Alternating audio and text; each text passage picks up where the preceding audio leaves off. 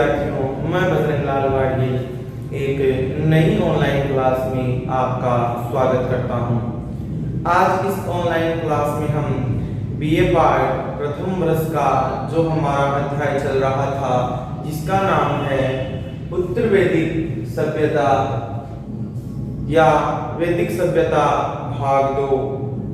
इसके अंदर हम पिछली ऑनलाइन क्लास में चर्चाएं की थी उत्तर वैदिक आर्यों के भौगोलिक विस्तार, राजनीतिक जीवन के अंदर हमने राज्य, राजा, प्रमुख अधिकारी, सभा व समिति नामक संस्था, उत्तर वैदिक कालीन आर्यों की न्याय दंड व्यवस्था तथा उनकी युद्ध विधियों के बारे में विस्तार पूर्वक चर्चाएं की। आज हम इस ऑनलाइन क्लास में उत्तर वैदिक कालीन आर्यों की सामाजिक जीवन से संबंधित विषयों पर चर्चा करेंगे। इसके अंदर हम संयुक्त परिवार प्रथा, स्त्रियों की स्थिति, भोजन, वस्त्र, आभूषण, मनोरंजन आदि विषयों पर चर्चा करेंगे। साथ ही उत्तर वैदिक कालीन नगर व गृह निर्माण, वर्ण व्यवस्था, आश्रम व्यवस्था आदि सब विषयों पर विस्तार पूर्वक चर्चाएं करेंगे। सबसे पहले हम बात करते हैं संयुक्त परिवार प्रथा की। ऋग्वैदिक कालीन आर्यों की भांति ही उत्तर वैदिक कालीन समाज में भी संयुक्त परिवार प्रथा प्रचलित थी। उत्तर वैदिक आर्यों का जीवन एक सुव्यवस्थित जीवन था। उत्तर वैदिक कालीन आर्य सामान्य ग्रामों में निवास करते थे। परिवार है वह पितृसत्तात्मक परिवार थे। गांव है वो बहुत से परिवारों को मिलकर बनाया या बनता था। परिवार का मुखिया पिता ही होता था या परिवार का सबसे वृद्ध व्यक्ति है वह परिवार का मुखिया कहलाता था।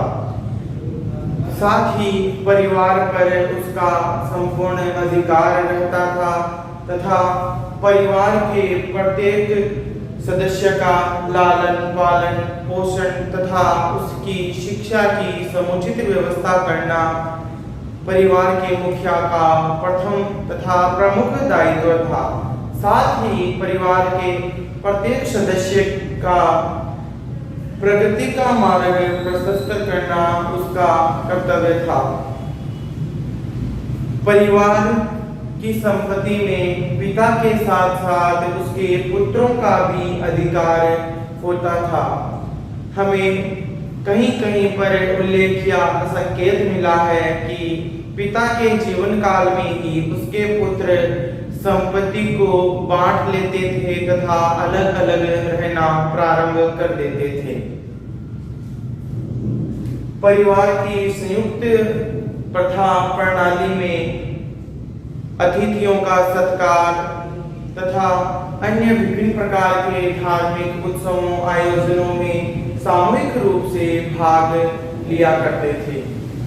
अब हम बात करते हैं स्त्रियों की स्थिति।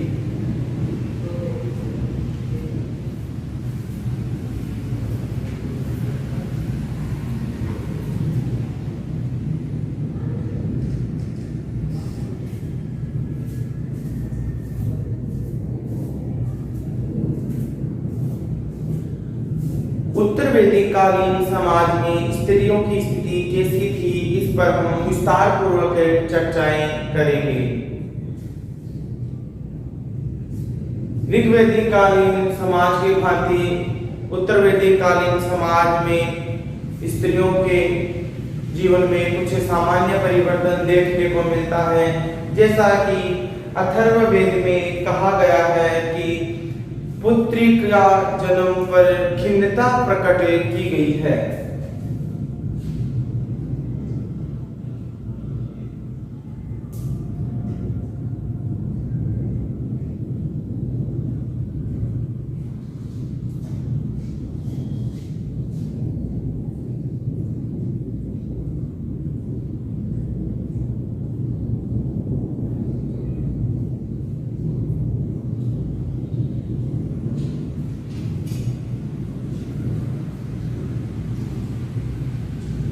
इसके अलावा ऐतरेय ब्राह्मण में कहा गया है कि पृथ्वी को कृपण माना गया है तथा पृथ्वी को समस्त दुखों का आधार माना गया। परंतु इन सब के साथ ही हमें यह संकेत भी मिले हैं, निश्चित रूप से पुत्री के जन्म पर अप्रसन्नता व्यक्त की जाती थी, परंतु उसके लालन पालन पोषण तथा उसकी शिक्षा की समुचित व्यवस्था है वो की जाती थी। गोमल ग्रह सूत्र से हमें विभिन्न प्रकार के साक्ष्य मिले हैं, जिसमें स्त्री को यज्ञोपवीत धारण करने का संकेत मिला है। महिला व स्त्री के यज्ञोपवीत धारण करने का संबंध सीधा उसके विद्या अध्ययन तथा शिक्षा ग्रहण करने के साथ जुड़ता है। वैसे भी बहुत से उपनिषदों में ऐसी महिलाओं के बारे में ज्ञात होता है जो परम विदुषी ज्ञानी व शिक्षित महिलाएं थी। इनके अंदर हम इनकी जानकारी के लिए बात करें तो राजा जनक के दरबार में गार्गी ने याज्ञवल्क्य को शास्त्रार्थ में पराजित किया था।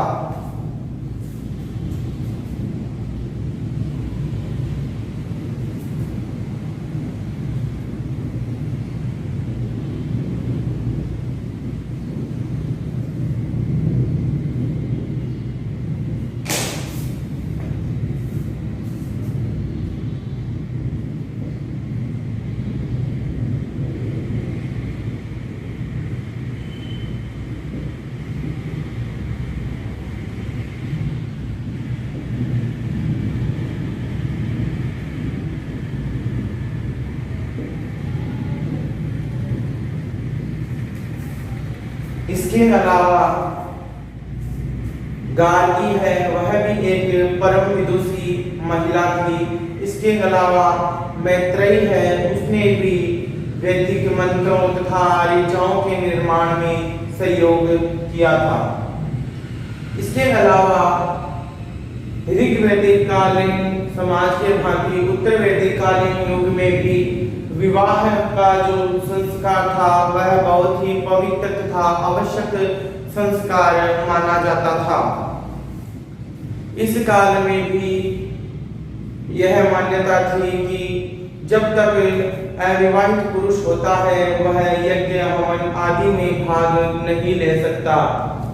कहा जाता था जब तक कि उसे पुत्र प्राप्ति नहीं हो जाती थी वह यज्ञ धार्मिक कर्मकांड हवन आदि का आयोजन नहीं कर सकता था। इसके लिए उसे पुत्र की आवश्यकता होती थी।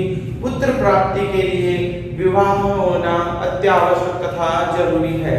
इसके अलावा उत्तर वैदिक कालीन समाज में विवाह के विभिन्न प्रकार के उल्लेख मिले हैं, जिनमें हमें जानकारी मिली है कि उच्च वर्ग के व्यक्ति थे वो निम्न वर्ग की महिलाओं के साथ विवाह करते थे। जैसे कि आर्य पुरुष है वो अनार्य महिलाओं के साथ विवाह करते थे। इसके अलावा ऋषि च्यवन ने राजकन्या सुकन्या के साथ विवाह किया। यह प्रतिलोम विवाह का एक उदाहरण है। इतिहासकारों तथा विद्वानों का मानना है कि उत्तर वैदिक कालीन समाज में प्रतिलोम विवाह ही मुख्य रूप से प्रचलित था। अनुलोम विवाह है उसके संकेत नहीं मिलते, क्योंकि शासक वर्ग तथा अन्य ब्राह्मण वर्ग है वो निम्न वर्ग की शूद्र महिलाओं तथा अन्य महिलाओं के साथ विवाह कर लेते थे। अगर हम महिला के स्त्री तथा अर्धांगिनी के रूप में बात करें तो उसे पति की सहभागिनी के रूप में सम्मान प्राप्त था। साथ ही वह पति की अर्धांगिनी के रूप में ग्रह में उसे उच्च सम्मान प्राप्त था। वह घर के कार्यों में निपुण थी तथा घर की स्वामिनी कहलाती थी। इसके अलावा शतपथ ब्राह्मण में उसे पति की अर्धांगिनी कहा गया है। इसके अलावा धर्म सूत्रों में हमें महिलाओं के जीवन के बारे में विशेष जानकारियां प्राप्त होती है। विशिष्ट धर्म सूत्र में यह कहा गया है कि जो पुरुष अपनी महिला को त्याग देता है उसे कठोर दंड दिया जाता है। विशिष्ट धर्म सूत्र में एक कथन दिया गया है। उस कथन में कहा गया है, चाहे महिला झगड़ालू हो या उसे छोड़कर चली गई हो या उसके साथ दुष्कर्म किया गया हो, फिर भी उसे त्यागना नहीं चाहिए। अगर कोई पुरुष अपनी महिला को, अपनी धर्मपत्नी को त्यागता है तो वह कठोर दंड का भागी कहलाता है। इसके अलावा अल्पसम धर्म सूत्र में एक अन्य उल्लेख मिलता है तथा नारी को अन्यायता के साथ त्यागने वाले व्यक्ति को कठोर दंड दिया जाने का उल्लेख है। इसमें दंड का विधान इस प्रकार बताया गया है कि महिला को तथा नारी को त्यागने वाले पुरुष को किसी मृत जानवर के चमड़े को ओढ़कर गांव के तथा नगर के किसी 7 ऐसे घरों में भिक्षा मांगनी होगी तथा साथ ही उसे उच्चारण करना होगा, मैंने अपनी अर्धांगिनी का त्याग कर दिया है। इस प्रकार के कठोर दंड हैं वो तत्कालीन समाज में प्रचलित थे। इसके अलावा स्त्री का माता के रूप में एक उच्च स्थान प्राप्त था। माता के रूप में उसे आचार्य तथा पिता से भी उच्च स्थान प्राप्त था। वह परिवार का लालन पालन पोषण तथा देखभाल करती थी। माता है वह घर की स्वामिनी कहलाती थी तथा घर के सभी कार्य हैं वो उसकी आज्ञा के अनुसार ही होते थे। इसके अलावा नारी है वह यज्ञ हवन धार्मिक उत्सवों तथा अन्य प्रकार के सभी सम्माननीय कार्यों में पुरुषों के साथ रहती थी तथा यज्ञ हवन कर्मकांडों में महिला का पुरुष के साथ होना अत्यावश्यक था। परंतु कई विद्वान हैं, उन्होंने उत्तर वैदिक काल में नारी की स्थिति में कुछ ह्रास होने की ओर संकेत किया है। उनका कहना है कि उत्तर वैदिक कालीन समाज में नारी को शिक्षा तथा उपनयन संस्कार से वंचित किए जाने के संकेत मिले हैं। साथ ही दहेज मांगने जैसे कृत्य भी सामने आए हैं, जिसके चलते पुत्री जन्म पर खिन्नता तथा अप्रसन्नता प्रकट की जाती थी। इसके अलावा उनके साथ लालन पालन में भी पुत्र के समान देखभाल नहीं की जाती थी तथा उनसे पुत्र की तरह स्नेह और प्यार भी नहीं किया जाता था। अब हम बात करते हैं उत्तर वैदिक कालीन आर्यों के भोजन वस्त्र आभूषण तथा मनोरंजन के साधनों की। उत्तर वैदिक कालीन आर्यों का जो भोजन है वह ऋग्वैदिक कालीन आर्यों के भांति ही था। वह भोजन के अंदर दूध अन्न मांस आदि सब का सेवन किया करते थे।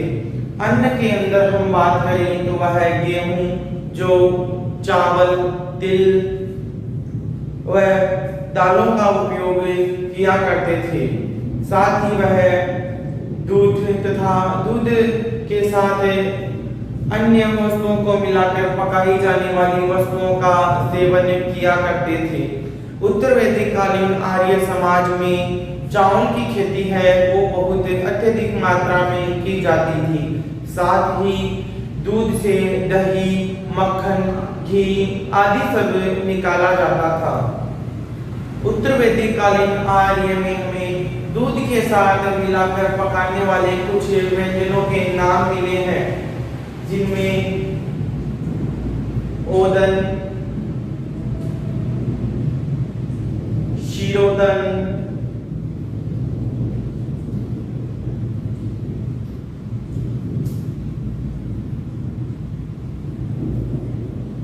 तिलोदन नाम हमारे सामने निकल कर आते हैं।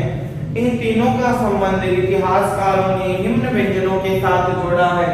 इतिहासकारों का कहना है कि दूध में चावल मिलाकर पकाया गया व्यंजन क्षीरोदन कहलाता है, जिसे क्षीर कहा गया है। तथा दूध के अंदर तिल को मिलाकर पकाई जाने वाले व्यंजन को तिलोदन कहा गया है। इसी प्रकार दूध के अंदर अन्य किसी व्यंजन को मिलाकर पकाए जाने वाले व्यंजन को ओधन कहा गया है।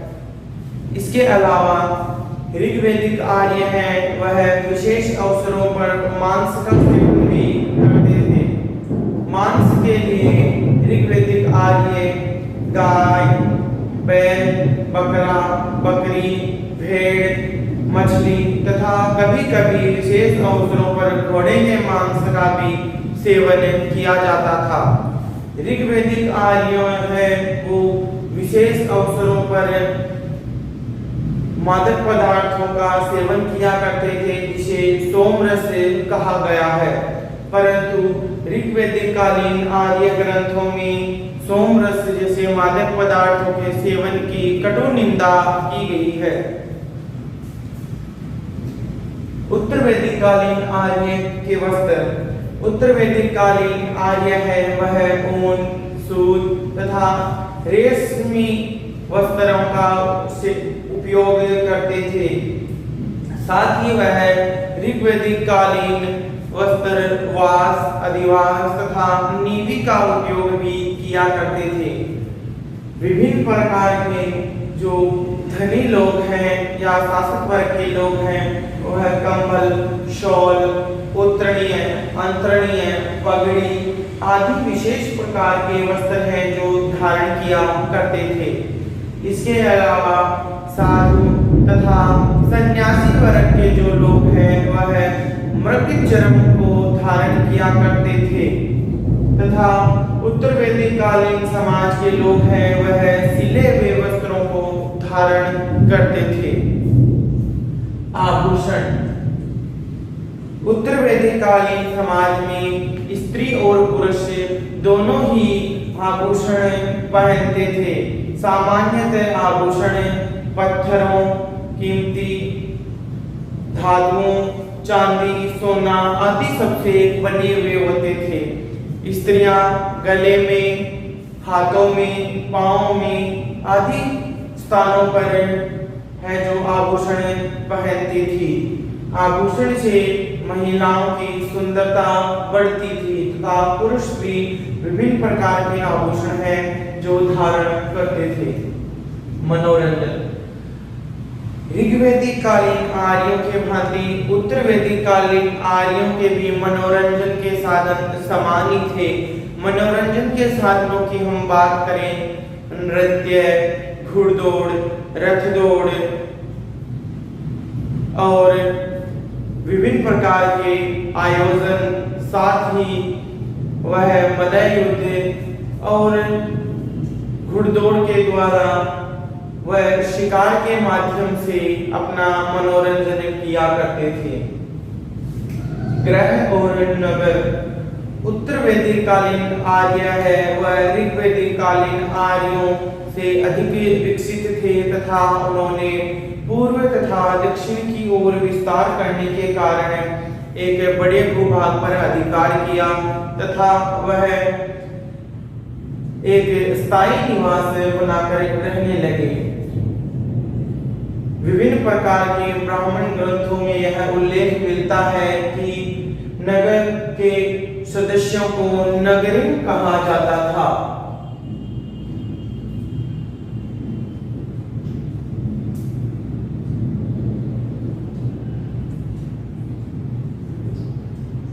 ऐत्रेय ब्राह्मण में भी कुछ इस प्रकार का ही उल्लेख मिलता है।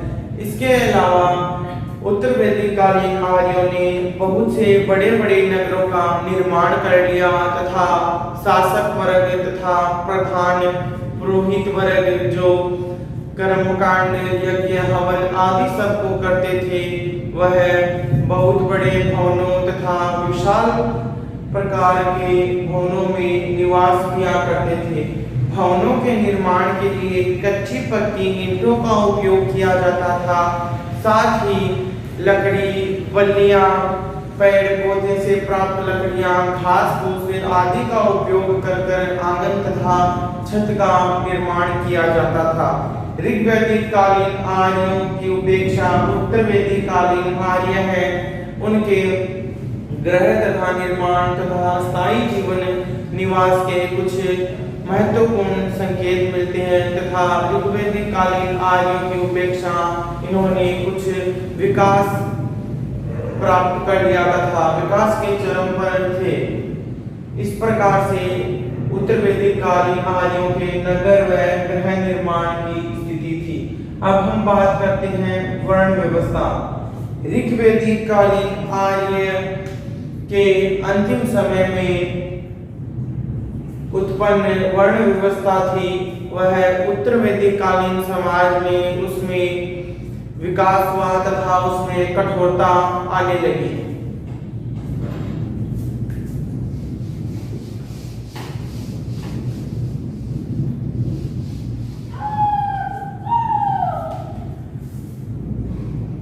ब्राह्मण पंडित तथा पुरोहितों तथा चिंतनशील व्यक्तियों ने अपना एक विशेष संगठन तथा वर्ग बना लिया था, जिसे ब्राह्मण वर्ग के नाम से जाना जाता था। यह ब्राह्मण वर्ग यज्ञ, हवन तथा विशिष्ट प्रकार के आयोजन, साथ ही शासक वर्ग को सलाह देना तथा प्रधान रूप में अपनी विशिष्ट पहचान है जो उसने उल्लेखित की। इसी क्रम में शासक तथा सैनिक वर्ग ने राज्य तथा भू क्षेत्र की सुरक्षा का अधिकार अपने कंधों पर लिया तथा क्षत्रिय वर्ग का जन्म हुआ। इसके साथ ही जो शेष बचे हुए आर्य थे वह विभिन्न प्रकार के कार्यों में लगे हुए थे, उन्हें वैसे कहा गया तथा अनार्य जातियों को हम पूर्व से शूद्र के रूप में ही जानते हैं। जैसे जैसे समय बढ़ता गया वैसे वैसे उत्तर वैदिक कालीन समाज में वर्ण व्यवस्था में कठोरता आने लगी। पुरुष सूक्त में ही सर्वप्रथम वैसे शब्द का उल्लेख मिलता है। इससे पूर्व किसी भी ब्राह्मण ग्रंथ, वैदिक ग्रंथ, वेदों में किसी भी प्रकार के ग्रंथ में वैसे तथा शूद्र शब्दों का उल्लेख नहीं मिलता है। विद्वानों का मानना है कि उत्तर वैदिक कालीन समाज में धीरे धीरे वर्ण व्यवस्था में कठोरता आने लगी तथा जो वर्ण व्यवस्था कर्म आधारित थी ऋग्वैदिक कालीन समाज में, वह उत्तर वैदिक कालीन समाज में आते आते जन्म आधारित हो गई तथा अब जो वर्ण व्यवस्था है वह जन्म के आधार पर ही निश्चित हो गई। ब्राह्मण से पुत्र उत्पन्न है वह ब्राह्मण ही होगा, चाहे वह अज्ञानी ही क्यों न हो। अगर शूद्र के घर जन्मा हुआ पुत्र है वह शूद्र ही कहलाएगा, चाहे वह परम ज्ञानी ही क्यों न हो। परंतु विभिन्न प्रकार के धर्म ग्रंथों में विभिन्न प्रकार के उल्लेखों की ओर संकेत किया गया है। उनमें कहा गया है कि जो वर्ण व्यवस्था थी वह धर्माचरण पर आधारित थी। उसके अंदर इस बात की ओर संकेत किया गया है कि अगर पुरुष है वह धर्माचरण का पालन नहीं करता है तो उसे निम्न कुल में सम्मिलित तथा निम्न वर्ग में सम्मिलित कर दिया जाता था। साथ ही निम्न कुल में जन्मा ज्ञानी पुरुष है उसे सम्मान दिया जाता था समाज के अंदर। परंतु उत्तर वैदिक कालीन समाज में जिस प्रकार से वर्ण व्यवस्था को उद्घटित कर सामने प्रस्तुत किया गया है उससे यही उल्लेखित होता है कि उत्तर वैदिक कालीन समाज में वर्ण व्यवस्था में कठोरता आने लगी। उत्तर वैदिक कालीन समाज में वर्ण व्यवस्था का आधार माना गया कि विराट पुरुष के मुख से ब्राह्मण, भुजाओं से क्षत्रिय, जंघाओं से वैश्य तथा पैरों से शूद्र की उत्पत्ति बताई गई है।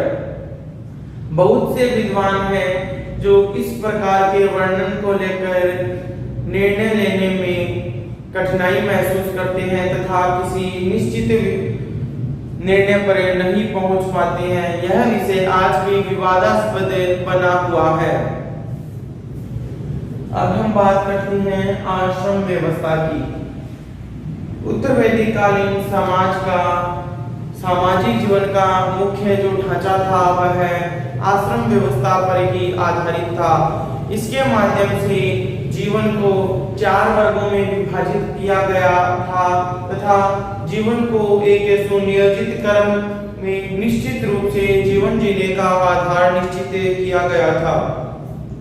इस क्रम में उत्तर वैदिक कालीन आर्यों ने जीवन की आयु एक व्यक्ति का जीवन 100 वर्ष का माना तथा इसे 4 बराबर भागों में विभाजित किया।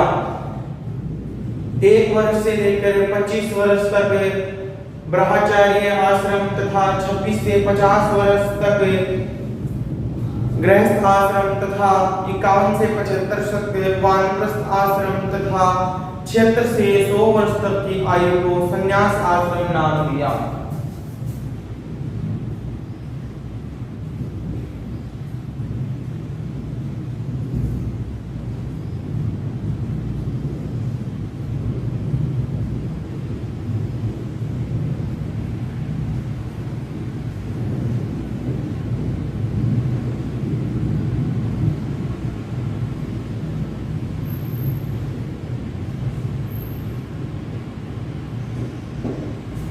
सबसे पहले हम बात करते हैं ब्रह्मचार्य आश्रम की। ब्रह्मचार्य आश्रम की शुरुआत उपनयन संस्कार के साथ प्रारंभ होती है तथा इसके अंदर बालक उपनयन संस्कार के बाद ऋषिकुल में गुरु के अधीन रहता है। वहां वह शारीरिक शिक्षा, सामाजिक शिक्षा, वेदों की शिक्षा तथा अन्य प्रकार के सामाजिक ज्ञान को ग्रहण करता है तथा वहां पर रहकर गुरु के अधीन शिक्षा ग्रहण करता है तथा कुछ समय पश्चात सभी शिक्षाओं को ग्रहण करने के बाद वह समावर्तन नामक संस्कार के पश्चात गुरु को दक्षिणा देकर अपने घर जाता है तथा इसके पश्चात उसका विवाह होता है। विवाह के पश्चात वह गृहस्थ आश्रम में चला जाता है। गृहस्थ आश्रम की अगर हम बात करें तो सभी आश्रमों में इसे सबसे उच्च स्थान प्राप्त है तथा तीनों आश्रमों का जो भार है वह गृहस्थ आश्रम के ऊपर ही है, क्योंकि इस आश्रम में मानव का विवाह होता है तथा विवाह के बाद ही वह यज्ञ हवन आदि सब कुछ कर सकता है, क्योंकि इनके करने के लिए पुत्र की आवश्यकता होती है। पुत्र की प्राप्ति विवाह के उपरांत होती है। विवाह है जो गृहस्थ आश्रम में ही होता है। इसके अलावा देव ऋण, ऋषि ऋण, पितृ ऋण आदि विभिन्न प्रकार के ऋणों को चुकाने के लिए भी गृहस्थ आश्रम तथा विवाह होना अत्यंत आवश्यक है। साथ ही मनुष्य जीवन का आनंद इस गृहस्थ आश्रम में ही है। पुत्र प्राप्ति को जीवन का परम आनंद कहा गया है तथा अपनी अर्धांगिनी के साथ समय व्यतीत करना और विभिन्न प्रकार के यज्ञ हवनों आदि सब का आयोजन भी इसी आश्रम में होता है। वानप्रस्थ आश्रम 51 से 75 वर्ष तक। इसमें मनुष्य है वह धन की कामना छोड़कर जंगलों में चला जाता है तथा किसी वृक्ष या एकांत स्थान पर विभिन्न प्रकार के धार्मिक ग्रंथों का अध्ययन करता है। अब हम बात करते हैं संन्यास आश्रम। यह 76 वर्ष से 100 वर्ष तक। इस समय में व्यक्ति है वो धन लोभ मोह की कामना छोड़कर जंगलों में निवास करता है तथा भिक्षावर्ती कर अपना जीवन यापन करता है तथा अपने शरीर पर सामान्य वस्त्र धारण करता है। भिक्षा भी वह केवल एक दिन के अंदर 5 से 7 घरों में ही मांगता है, जिससे केवल उसकी काया के लिए जितना भोजन आवश्यक है वह उतना ही ग्रहण करता है। इस प्रकार से उत्तर वैदिक कालीन आर्यों ने मानव जीवन को 4 विभिन्न भागों में बांटा तथा इसके विभिन्न कार्यों का उल्लेख किया है। आज हमने इस ऑनलाइन क्लास में उत्तर वैदिक कालीन समाज की, उत्तर वैदिक कालीन सभ्यता की सामाजिक जीवन के बारे में विस्तार पूर्वक चर्चाएं की, जिनमें हमने संयुक्त परिवार प्रथा, स्त्रियों की स्थिति, उत्तर वैदिक कालीन आर्यों के भोजन, वस्त्र, आभूषण, मनोरंजन आदि सब विषयों पर चर्चा की, उनके नगर तथा ग्रहण आदि सब के बारे में जानकारी प्राप्त की। तत्कालीन वर्ण व्यवस्था तथा आश्रम व्यवस्था का हमने विस्तार पूर्वक अध्ययन किया। आगे आने वाली ऑनलाइन क्लास में हम उनके धार्मिक जीवन तथा उनके अन्य प्रकार के विशेष प्रयोजनों, कार्यक्रमों के बारे में विस्तार पूर्वक अध्ययन करेंगे। धन्यवाद प्यारे विद्यार्थियों।